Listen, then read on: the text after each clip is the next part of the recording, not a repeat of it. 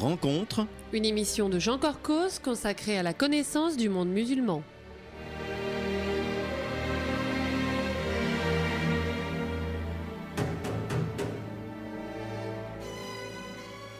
Bonjour amis auditeurs, Jean Corcos au micro pour ce préenregistré réalisé le 28 juin 2018. Nous enregistrons cette émission alors que l'été vient de commencer, mais elle sera diffusée normalement le dimanche 9 septembre. Pour beaucoup d'entre vous, les vacances seront passées et j'espère qu'elles auront été excellentes. Vous nous entendrez aussi à la veille de Rosh Hashanah et j'adresse aux auditeurs de la communauté juive mes meilleurs vœux d'une année douce et heureuse et vœux de paix, bien sûr. Or, ce mot paix, si chargé d'espérance et qui correspond bien à la ligne de rencontre, on le retrouve dans le nom de l'association qui sera à l'honneur pour cette émission. Bonjour Véronique Tessandier. Bonjour. Bonjour Nicolas Bontemps. Bonjour. Alors, vous êtes respectivement la présidente et le vice-président de l'association Parler en paix. Votre association permet un rapprochement des cultures très original puisque vous proposez à vos adhérents d'apprendre en parallèle l'arabe et l'hébreu. J'avais entendu parler de vous depuis plusieurs années, mais je suis vraiment heureux de vous faire connaître enfin par nos auditeurs. Alors, Véronique Tessandier, commençons par le début. Quand votre association a-t-elle été créée et surtout quel était l'objectif ? Alors, l'association a été créée en 2004 lors d'un salon des initiatives pour la paix qui était à la Villette. Et elle a été créée à l'initiative de deux professeurs qui se sont rencontrés à ce moment-là. Un professeur d'arabe et une professeure d'hébreu. Laure Bonnet, je mentionne son nom parce qu'elle est toujours membre de notre bureau. Donc, ils ont décidé de créer une association où pourraient se rencontrer des gens intéressés par les langues et la culture. Au-delà des clivages politiques ou des questions religieuses. L'association s'appelle Parler en paix. Et moi, quand je suis arrivée dans cette association, on m'a dit justement, c'est parler en paix et non pas parler de paix. Très bien. Ce qui est très important. Alors, donc, on a compris, il s'agit d'apprendre effectivement les deux langues, l'hébreu et l'arabe. Bon, il existait déjà des lieux pour les apprendre, mais séparément. Je pense à l'INALCO pour les études universitaires. Je pense aux Ulpad pour ceux qui veulent faire leur alia, qui apprennent l'hébreu. Puis il y a des nombreux endroits où on peut apprendre l'arabe. Alors, question naïve, est-ce que l'apprentissage de ces deux langues en parallèle n'est pas intéressant en pratique car elles sont très proches ? Alors, je trouve que cette question n'est pas du tout naïve, au contraire. Et justement, ce que vous avez, les noms que vous avez cités d'écoles ou d'endroits où on pouvait apprendre d'un côté l'arabe et d'un côté l'hébreu, c'était des endroits où on apprenait ces deux langues de façon séparée. Donc, nous avons décidé de créer cette association pour justement montrer les parallèles entre ces deux langues, pour montrer que ce sont deux langues sœurs. C'est le titre d'une exposition que nous avions organisée il y a plusieurs années. Et donc, on vous en parlera tout à l'heure. Il y a des cours communs qui sont organisés pour montrer les ponts entre les deux langues. Qui existent entre les deux langues. Très bien. Alors, Nicolas Bontemps, autre question naïve. Il y a d'autres associations qui travaillent pour la connaissance et le respect mutuel entre juifs et musulmans. Il y a l'Amitié judéo-musulmane de France, il y a les Bâtisseuses de paix, j'en oublie. Il y a des associations de dialogue interreligieux à 2, à 3. Comment arrivez-vous à évacuer le religieux dans votre démarche ? C'est-à-dire quand vous dites on est laïque et on est apolitique, comment arrivez-vous à l'évacuer ? Tout d'abord, je voudrais dire qu'on n'évacue pas le religieux. C'est juste qu'on ne met pas le religieux au centre. De notre propos. Et ensuite, ce qui fait partie des valeurs de Parler en paix, c'est que ce n'est pas seulement des personnes, des catholiques, des juifs, des musulmans qui viennent à Parler en paix, c'est tout le monde peut venir Tout le monde peut venir à Parler en paix. Donc il n'y a pas d'inter personne. C'est pas le dialogue entre des personnes de religions différentes. Voilà. Pas du tout. D'accord. Alors, autre question, est-ce que la connaissance d'une langue permet de mieux connaître une civilisation? C'est une question difficile, est-ce que vous pouvez répondre rapidement là-dessus? Oui, tout à fait. C'est vrai que c'est une question complexe parce que selon les contextes, le fait de connaître la langue de l'autre ne facilite pas forcément l'échange. Mais parler en paix, on est en France et en France, on voit bien, nous, dans les personnes qui viennent à parler en paix ou même en dehors de parler en paix, que c'est toujours une découverte, c'est-à-dire de quelqu'un, par exemple, qui ne connaît pas ni l'arabe ni l'hébreu, ou quelqu'un qui connaît déjà l'arabe ou l'hébreu, découvre vraiment que tel mot existe aussi en hébreu, et cette découverte effectivement l'ouvre vers les autres. L'ouvre vers les autres, oui, tout à fait. Alors, Véronique Cessandier, j'aimerais maintenant qu'on évoque l'approche pédagogique qui est la vôtre pour cet apprentissage parallèle des deux langues. En pratique, comment sont organisés les cours? Alors, le mardi soir ou le jeudi soir, nos adhérents arrivent à 19h. De 19h à 20h15, ils ont par exemple 1h15 d'arabe. Après, il y a une pause conviviale très importante, on en reparlera peut-être. Et de 20h45 à 22h, ils auront 1h15 d'hébreu. Et la semaine suivante, on alterne. C'est-à-dire que c'est vrai qu'on est un peu plus fatigué en deuxième partie de soirée. Ce ne serait pas tellement juste que ce soit toujours la même langue qui soit en deuxième partie. Donc une semaine, on commence par l'arabe, l'autre semaine, on commence par l'hébreu. Et pour ce qui est des niveaux des gens, on a un système assez souple et flexible, ce qui fait qu'on a des gens qui arrivent grands débutants dans les deux langues. On a des gens qui nous disent « Oh, j'ai fait 1 an d'arabe ou d'hébreu il y a 8 ou 10 ans, j'ai tout oublié. » Il y a des gens qui sont avancés dans une langue, intermédiaires dans l'autre. Tout est possible parce qu'à la pause, chacun va après la pause dans le niveau qui lui correspond. D'accord. Donc il y a possibilité finalement d'avoir une émulation, c'est-à-dire ceux qui sont les moins avancés apprennent des plus avancés. Totalement, parce que ce qui est par exemple très intéressant, vous allez avoir un cours d'hébreu débutant dans lequel on aura un élève qui est avancé en arabe. Et pendant les cours, quand le professeur expliquera des règles ou donnera des nouveaux mots, cette personne qui est plus avancée dans l'autre langue dira « Ah, mais c'est marrant, en arabe, c'est exactement le même mot. » Donc, autant les élèves que les professeurs, parce qu'on a régulièrement des professeurs qui apprennent la langue de l'autre, font constamment des ponts entre les deux langues. Alors, est-ce que l'apprentissage, le suivi, finalement, sont vérifiés et sanctionnés par des vrais examens? Alors, voilà. Non, nous n'avons pas ce que vous appelez de vrais examens parce que nous avons un public de gens actifs, d'étudiants, de retraités qui viennent là après une journée de travail, donc qui viennent là pour apprendre mais aussi partager un bon moment. Donc on ne veut pas les stresser avec des examens.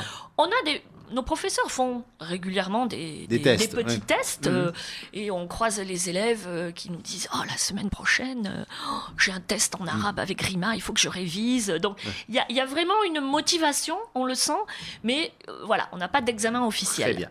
Alors, le temps file toujours, il ne reste que quelques minutes et je me retourne donc vers Nicolas Bontemps. Parler en paix existe depuis donc de nombreuses années, on l'a compris, depuis 2004. Est-ce que vous pouvez donner quelques chiffres pour illustrer l'impact qu'a eu votre association? Au total, combien d'élèves ont suivi vos cours? Oui, tout à fait. Alors, je pense sur un chiffre total, on n'a pas les chiffres exacts depuis que l'association existe. À peu près. Par contre, ce qu'on peut vous dire, c'est que chaque année, en gros, il y a une centaine d'élèves qui viennent à parler en paix. Et on a quelques adhérents aussi, des adhérents qui ne participent pas aux cours, qui sont 20-30, mais qui participent aux autres activités proposées par Parler en paix. D'accord. Donc il y a effectivement l'activité cours, qui est le cœur de votre association, mais il y a aussi d'autres activités, on en parlera en deuxième moitié d'émission, plus festives, participer à des événements culturels, etc. Donc c'est un nombre qui est tout à fait respectable. Quand vous me parlez de 130 personnes, vous êtes une association assez importante. Est-ce que, en fin de cycle, alors je ne sais pas si on peut dire qu'il y a des cycles, parce que vous avez des personnes, les gens, par exemple, suivent des cours pendant 1 an, 2 ans, 3 ans? Quelle est la moyenne à peu près? Ça dépend des personnes. Il y a des gens qui viennent, qui suivent les cours pendant 1 an, puis après, pour des raisons professionnelles, ils arrêtent. ils reviennent ensuite. Oui. Y a des gens, je sais pas, comme moi par exemple, je suis un élève fidèle de Parler en Paix, je suis arrivé il y a 3 ans, et donc là, ça fait 3 ans que je suis les cours, donc il y a un certain nombre de personnes qui suivent. Après, la souplesse de l'enseignement fait que ça pose aucun problème que les gens partent, reviennent. Parfois, il y a même des élèves qui refont plusieurs fois le même niveau. Le cycle, oui. Voilà, c'est assez souple à ce niveau-là. Les piliers qui sont là depuis 2004 et qui restent au niveau avancé parce que ça leur permet d'entretenir leur niveau. Ma toute dernière question avant la pause. Est-ce que certains sont allés encore plus loin et ont entrepris une licence, alors soit en hébreu, soit en arabe, soit les deux? Oui, ça arrive régulièrement, et je voulais par exemple citer le cas d'un de nos professeurs d'arabe qui enseigne aux débutants, qui est française et qui avait pris il y a des années de cela des cours chez nous, qui a suivi les cours d'une licence d'arabe, qui est partie se former en Égypte et qui maintenant enseigne l'arabe chez nous. Magnifique. Magnifique. Voilà. Un Donc, très beau parcours. Oui, c'est un très beau parcours, et qui montre aussi aux gens que c'est possible, avec le temps et la motivation, de maîtriser ces 2 langues qui sont réputées comme des langues extrêmement difficiles. Voilà. Eh bien, merci déjà pour toute cette série de réponses. Amis auditeurs, nous sommes arrivés donc au moment de la pause publicitaire. Restez à l'écoute et je vous retrouve dans 2 minutes. Eh bien, amis auditeurs, nous nous retrouvons donc pour la deuxième moitié de cette émission Rencontre. Alors, je rappelle donc le thème de cette émission. Parler en paix, l'arabe et l'hébreu en partage. Et Parler en paix est le nom d'une association, justement, qui existe donc depuis 14 ans et qui a comme objectif l'apprentissage en parallèle de l'hébreu et de l'arabe. Et je reçois, pour rappel, donc Madame Véronique Tessandier, sa présidente, et Monsieur Nicolas Bontemps, mon vice-président. Alors, Véronique Tessandier, je recommande à nos auditeurs d'aller sur votre site, qui est très bien fait, et vous dites sur ce site, je vous cite, Parler en paix offre un enseignement conjoint de l'arabe et de l'hébreu, laïque, convivial et extérieur au mouvement politique constitué. Donc, ça va être difficile pour vous de nous préciser les profils de ceux qui ont suivi des cours dans votre association, parce qu'étant laïque, vous ne triez pas les élèves en disant il y a tant de juifs, tant de musulmans, tant de personnes qui ne sont pas ni l'un ni l'autre. Bon. Mais en même temps, c'est une question qu'on a envie de vous poser. Alors, je vais la formuler différemment. Est-ce qu'il y avait une motivation commune à tous vos élèves, quelle que soit leur origine, ou est-ce qu'il y avait des motivations différentes finalement? Alors, vous avez raison, nous ne pratiquons pas de statistiques religieuses ou comme ça. Bien sûr, nous, en parlant avec les gens, nous savons plus.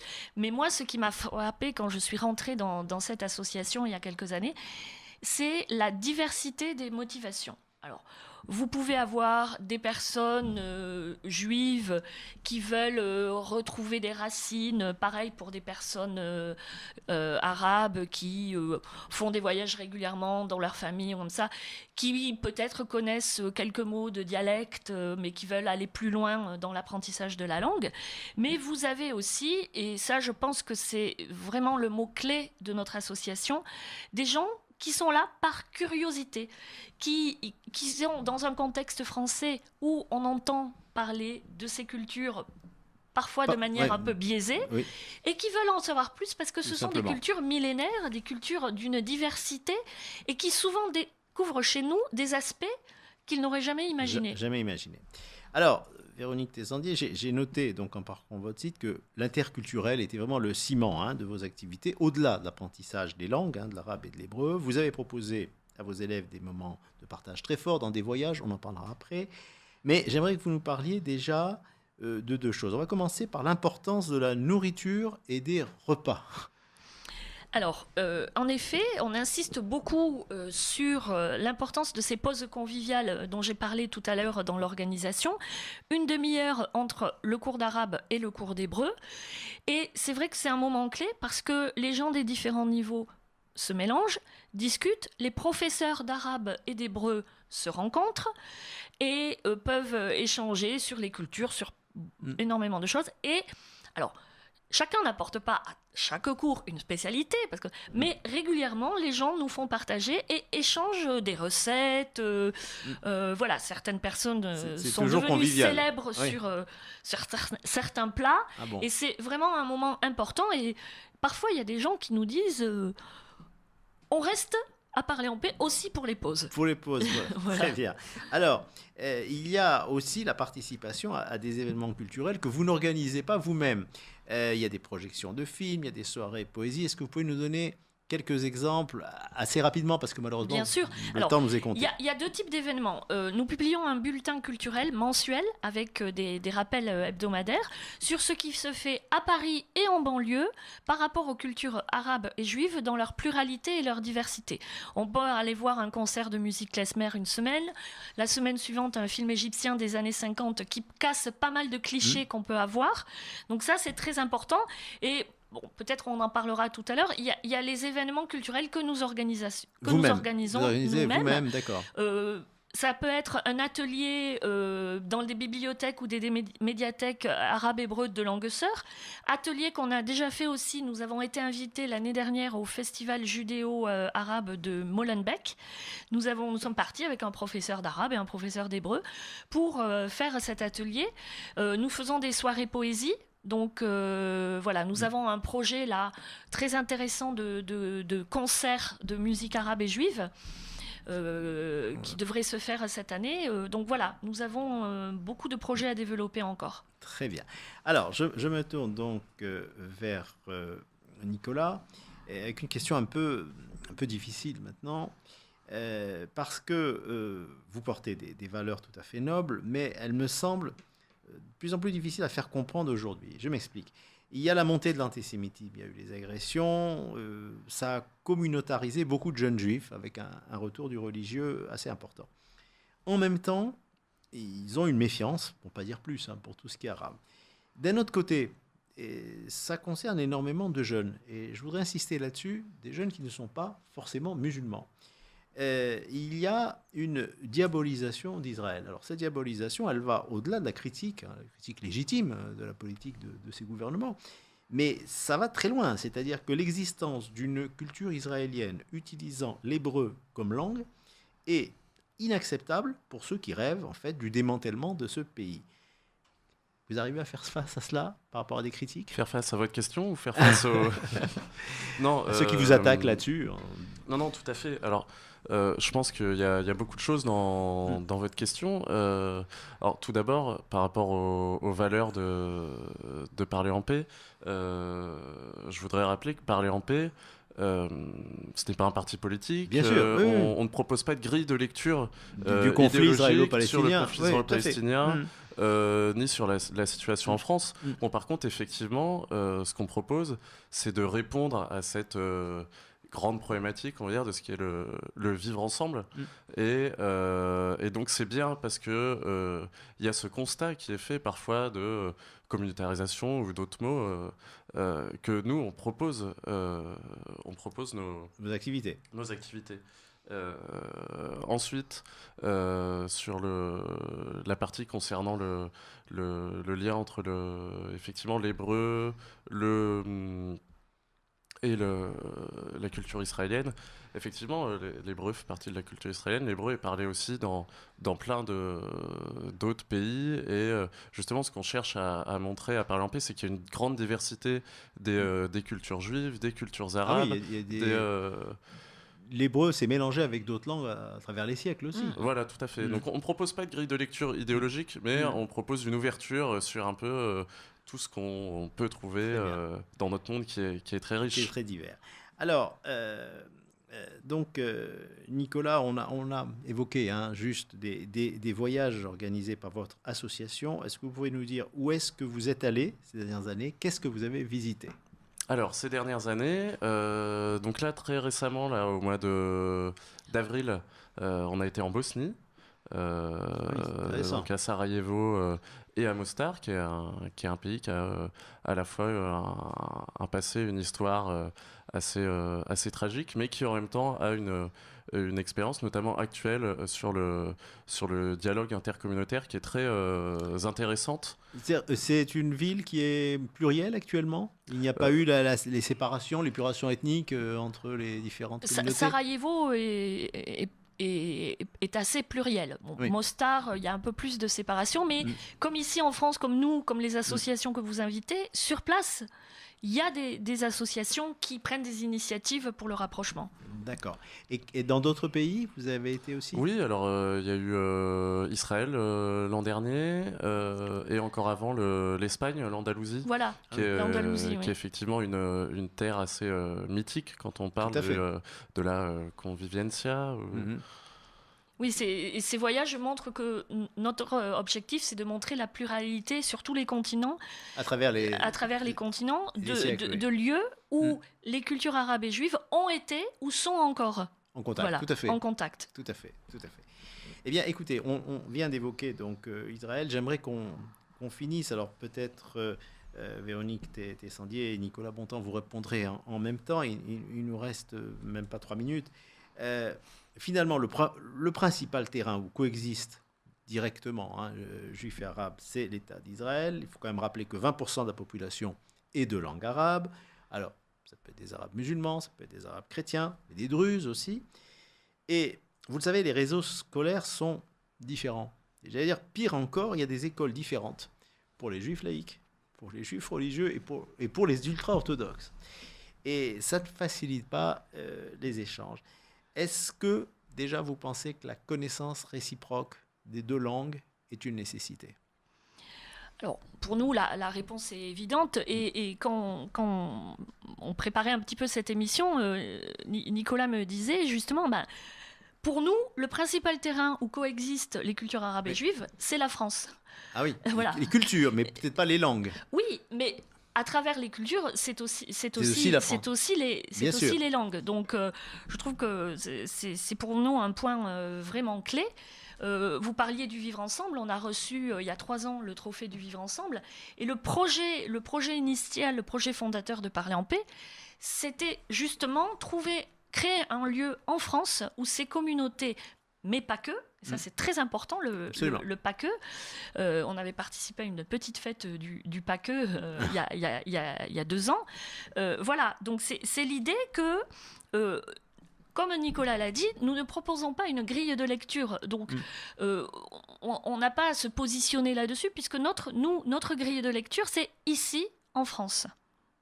Peut-être que Nicolas, tu veux le mot de la fin, parce qu'on arrive, il voilà. reste une petite minute. Non, je pense que Véronique a bien résumé quelle est notre position. Et surtout, par rapport à votre question, justement, on ne répondra pas sur ce qui se passe en Israël, parce que nous, on propose des solutions ici. Sur la France. Très bien. Alors, une dernière fois, nous avons donc reçu les dirigeants donc, de Parler en paix. Ils ont un site. Je vous invite à le visiter. Vous aurez des tas de réponses. Et comme je le disais, il est très bien fait. Merci, amis auditeurs, de nous avoir suivis. À nouveau, pour les auditeurs de la communauté, par avance, tous mes voeux de bonne année. Shana Tova. Et je vous donne rendez-vous dans 15 jours. Au revoir.